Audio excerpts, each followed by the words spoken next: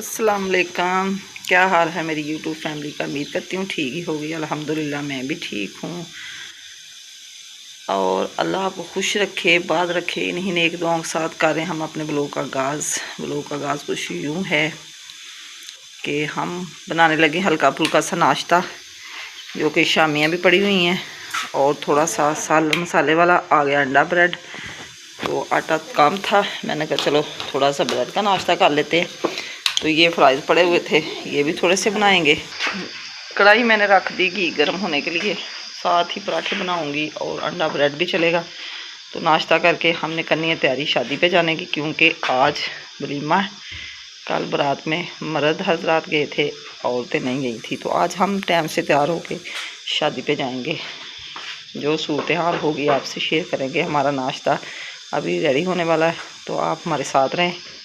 इधर हमारे वलीमे के लिए कपड़े हो रहे हैं तैयार, जो कि लाइट का कोई पता नहीं, बंद हो जाए। सुबह के अभी बजे हैं 8। हम फटाफट तैयार होने की तैयारी जल्दी कर रहे हैं, क्योंकि लाइट बंद हो सकती। 12 बजे हमने इधर से निकल जाना है, तो जल्दी से नाश्ता भी बनाएंगे। तो इंशाल्लाह ताला फिर हम जाएंगे अपने पास वाले शहर सांगला हिल, उधर हाल में वलीमा है।